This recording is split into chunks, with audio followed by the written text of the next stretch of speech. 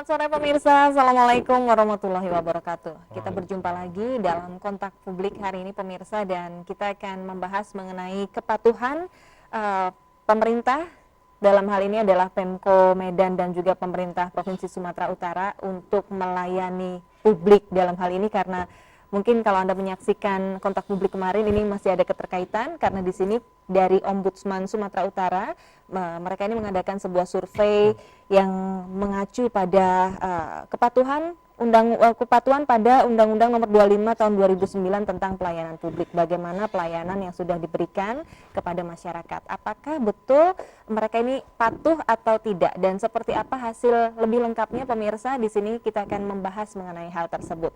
Dan di samping saya ada Pak Dedi Irsan, Asisten Muda Ombudsman Sumatera Utara. Selamat sore, Pak. Sore, Mbak Mila. Dan Pak Elvanda Ananda, pengamat anggaran yang dulu juga Ketua Fitra atau Forum Indonesia untuk Transparansi Anggaran Sumatera Utara. Selamat sore. Selamat sore. Ya, dan juga pemirsa, untuk Anda nanti kalau mau bergabung bisa juga di 0614522589. Tapi kita ajak berbincang dulu narasumber kita mengenai hasil survei ini. Tapi sebelumnya, Pak Dedi mungkin bisa menjelaskan juga sebenarnya mengapa sih kok Ombudsman Sumatera Utara ini merasa perlu mengadakan survei, dan survei ini apakah dilangsungkan di seluruh Indonesia atau hanya di Sumut dan Kota Medan saja? Baik, terima kasih. Jadi sebelumnya kami akan jelaskan Ombudsman itu sedikit, bahwa Ombudsman adalah lembaga negara yang mempunyai kewenangan melakukan pengawasan penyelenggaraan pelayanan publik yang diselenggarakan oleh instansi pemerintahan dan instansi negara, baik itu yang diselenggarakan oleh badan usaha milik negara, badan usaha milik daerah, serta badan hukum milik negara, dan juga badan swasta atau perseorangan yang diberi tugas untuk menyelenggarakan pelayanan publik tertentu yang sebagian atau seluruh dananya berasal dari APBN dan atau APBD. Jadi kenapa kita merasa perlu melakukan survei ini? Bahwa survei ini juga dilakukan dalam rangka memperingati Hari Anti Korupsi Sedunia yang jatuh pada tanggal 9 Desember 2013. Jadi survei ini dilakukan di seluruh Indonesia, di wilayah yang ada kantor perwakilan di seluruh Indonesia ini dilakukan. Jadi survei ini adalah melakukan observasi atau survei kepatuhan pemerintah Provinsi Sumatera Utara dan juga pemerintah Kota Medan dalam pelaksanaan Undang-Undang Nomor 25 Tahun 2009 tentang pelayanan publik. Jadi ini juga merupakan bagian dari tugas pokok, fungsi dan kewenangan Ombudsman, mengawasi penyelenggaraan pelayanan publik yang diselenggarakan oleh instansi pemerintah dan negara. Baik. Itu dia. Dan kemudian dari hasil survei tersebut seperti apa, Pak? Jadi dari hasil survei tersebut, maka di tingkat pemerintah Provinsi Sumatera Utara ada 14 satuan kerja perangkat daerah yang kita survei yang bertugas menyelenggarakan pelayanan publik. Dan dari 14 SKPD tersebut ternyata 42,85% itu kita membagi dalam 3 zona, yaitu dengan zona merah dengan nilai kepatuhan antara 0 sampai 500, dan juga zona kuning 500 hingga 800, dan juga zona hijau 801 hingga 1000. Jadi zona merah ini adalah tingkat kepatuhan rendah atau buruk. Ya. Itu dia. Zona kuning sedang dan zona hijau baik. Jadi di Provinsi Sumatera Utara itu ada sekitar 42,85% itu yang masuk ke dalam zona merah. Hampir 50%. Hampir 50%. Jadi ada 6 SKPD yang masuk ke zona merah. Bisa disebutkan, Pak? Yang masuk ke zona merah di Sumatera Utara itu yaitu Dinas Pendidikan, Dinas Kesejahteraan Sosial, Rumah Sakit Haji, Dinas Tenaga Kerja dan Transmigrasi, Dinas Kesehatan, dan Dinas PU atau Bina Marga.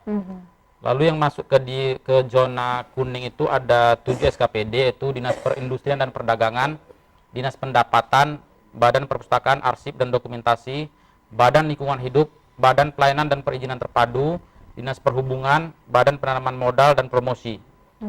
Itu jumlahnya 50% yang masuk zona kuning. Dan yang masuk zona hijau hanya satu instansi di SKPD Pemprov Su, yaitu Rumah Sakit Jiwa gitu. Jadi hanya satu yang masuk di zona hijau.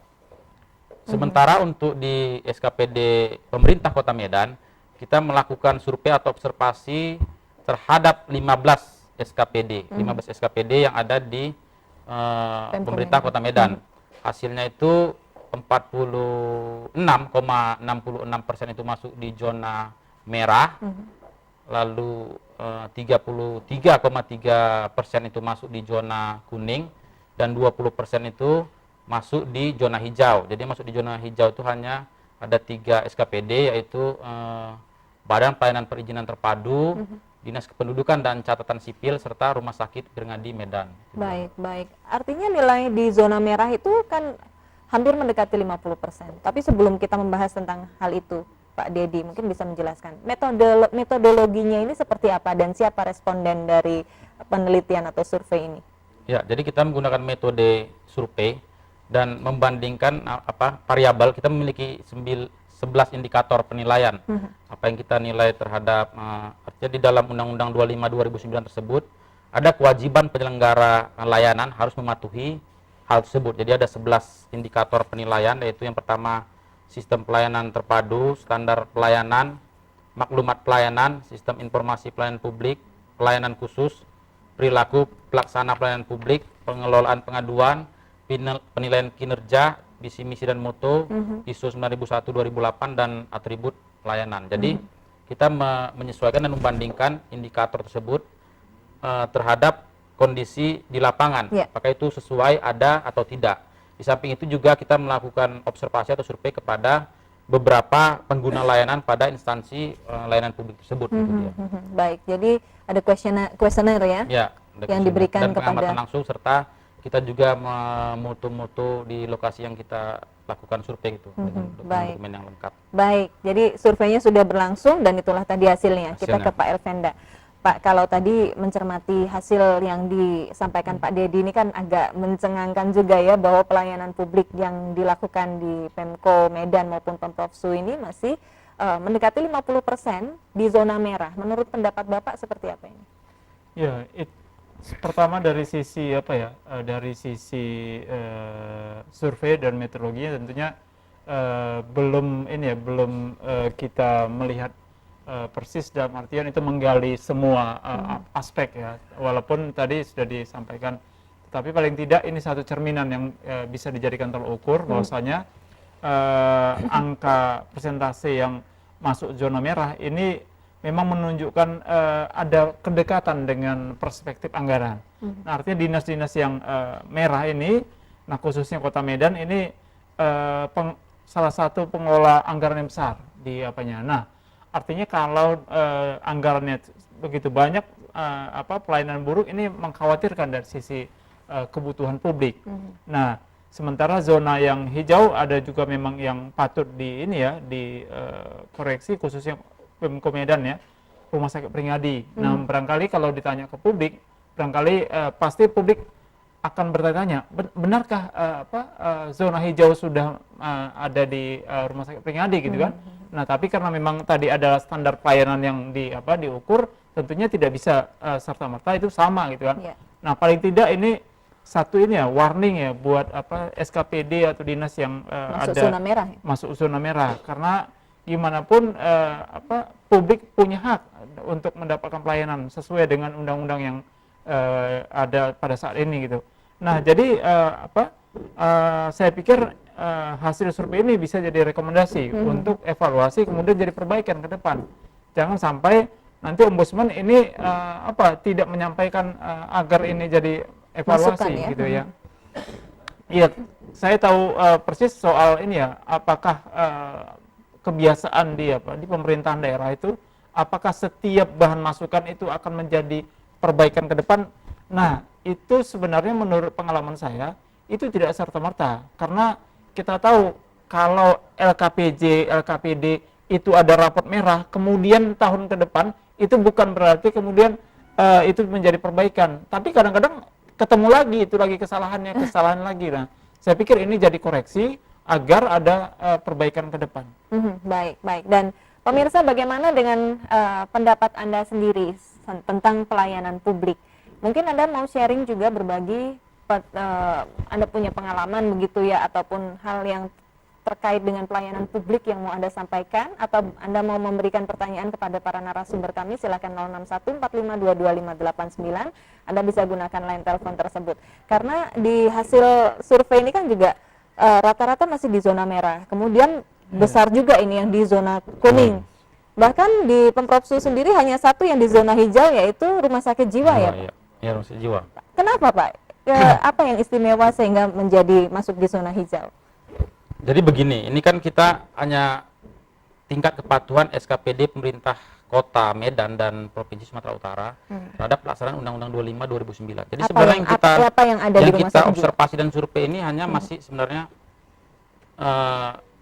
belum masuk pada tingkat hasil pelayanannya gitu. Tapi syarat-syarat yang harus mereka penuhi dalam undang-undang pelayanan masih di permukaan sebenarnya. Masih di permukaan. Jadi ketika di permukaan saja sudah buruk, ya nggak mungkin pelayanannya bagus itu. Yang di permukaannya saja bagus, belum tentu pelayanannya bagus. Seperti misalnya kasus rumah sakit Pirngadi gitu kan. Mungkin orang juga banyak merasakan pelayanan di rumah sakit Pirngadi tidak bagus gitu misalnya. Tapi ternyata memang ya kita melihat dengan dari standar indikator kepatuhan tadi, tersebut mereka sudah mematuhi itu. Misalnya standar lain ada, biaya ada, jangka waktu ada, maklumat pelayanan ada, pengaduan ada kan gitu. Artinya itu dia. Jadi itulah mungkin yang terjadi di rumah sakit jiwa. Artinya tingkat kepatuhan mereka, mungkin mereka membaca Undang-Undang 25 2009 sehingga dipenuhi. Jadi ya masuklah mereka ke zona hijau, seperti itu dia. Baik, ada telepon kita angkat ya. Halo, selamat sore. Halo. Iya, Bapak dengan siapa ini? Dengan Pak Mutu di Nganjuk. Silakan Pak Idris. Jadi saya ingin bertanya dengan Pak Dedi. Pak Dedi. Saya lihat dengan kampanye kepala daerah, mungkin wali kota atau gubernur kan ingin mewujudkan pemerintahan yang bersih segala macam. Tapi saya lihat hari ini kan tidak ada juga perubahan, artinya banyak juga dinas-dinas yang masih berada di zona seperti yang Bapak sudah tadi. Ya. Yang ingin saya tanyakan begini Pak, sebenarnya kalau Bapak lihat bagaimana saudara komitmen kepala daerah kita itu, wali kota ataupun gubernur ataupun bupati di daerah Sumatera Utara ini, janji-janji mereka itu yang ingin menjadi pemerintahan yang bersih, yang good governance segala macam. Nah itu mohon pendapat Pak Dedi ya. Ya. Baik. Sekaligus juga saya melihat juga apa yang disampaikan oleh Ombudsman hari ini kan sebenarnya sebuah fakta bagaimana kita bisa merefleksikan keadaan kita dan juga bagaimana kita membuat langkah ke depan. Bagi saya Ombudsman ini kan sebenarnya lembaga yang sebenarnya muncul dari sebuah ide reformasi pemerintahan. Tapi saya juga lihat sejauh mana rekomendasi dan kekuatan lembaga ini dalam memberikan pendapat kepada lembaga lain. Baik. Sehingga dia bisa menjadi acuan dalam perbaikan kinerja pemerintahan. Jadi bagaimana kira-kira Pak Dedi dan Ombudsman sendiri dengan diberi kewenangan, tapi kewenangannya sebenarnya juga harus sekedar rekomendasi saja. Ini bagaimana? Ya. Baik. Pak termasuk juga Pak yang pengamat Pak Elvenda. Ya. Ya. Terima kasih Pak Idris, selamat sore. Jangan-jangan orang bilangnya kayak macan nggak punya gigi gitu Pak. Iya. Gimana Pak Dedi? Ya, jadi terkait hasil survei tersebut, kita baca ada di beberapa media semalam di sebuah media lokal di Medan. PLT Wali Kota Medan sudah menanggapi secara positif. Jadi walaupun ada 2 SKPD yang menanggapi secara negatif, jadi PLT tersebut menanggapi bahwa Bisa hasil menjadi survei Ombudsman ini evaluasi akan diri kita ya. evaluasi gitu kan. Karena memang dia mengakui kinerja SKPD Pemko hari ini stagnan itu artinya berhenti atau bahkan ada yang menurun. Jadi dia cukup menyambut positif hal tersebut gitu. Jadi memang hasil ini tidak hanya berhenti di sini. Kita akan melaporkan hasil tersebut, menyampaikan kepada kepala daerah. Dalam hal ini Gubernur Sumatera Utara belum ya. Karena kebetulan masih ada beberapa kendala teknis. Kepala kita lagi rakor di Jakarta hari ini. Mungkin minggu depan kita sampaikan kepada gubernur dan wali kota terhadap laporan tersebut. Dan kita akan melakukan melakukan hal ini, mengevaluasi secara berkala. Mungkin bisa dalam waktu 6 bulan atau juga 3 bulan. Jadi ketika yang misalnya zonanya merah, dia harus memperbaiki secara total gitu apa-apa yang perlu di situ. Dan juga yang zona kuning mungkin memperbaiki kekurangan-kekurangan yang ada, yang belum ada. Seberapa tingkat harus itu Pak? Karena jangan-jangan nanti tahun depan masih sama atau 6 bulan lagi masih sama. Makanya kita akan evaluasi secara berkala, bisa 3 bulan dan 6 bulan. Jadi ketika dia misalnya 2 kali masuk zona merah, mungkin kita akan rekomendasikan, dan rekomendasi kita secara normatif diatur di dalam Undang-Undang 37 tahun 2008 itu wajib dipatuhi. Mungkin bisa sampai rekomendasi ya pencopotan dari jabatan gitu. Itu dia. Itu diatur di dalam Undang-Undang nomor 37 tahun 2008 gitu. Baik, baik. Jadi Pak Idris itu tadi untuk rekomendasinya sebenarnya sudah punya kekuatan Ya, agar wajib dipatuhi. kepala daerah mematuhi hal ini. Tapi kemudian komitmen kepala daerah sendiri menurut Bapak seperti apa? Ya, kalau kita melihat dengan hasil survei kali ini, bahwa memang ternyata kan dapat gambaran SKPD di pemerintah provinsi dan SKPD di pemerintah kota itu kan masih memang mayoritas di zona kuning, artinya masih bisa Diperbaiki berbenah ya. gitu kan.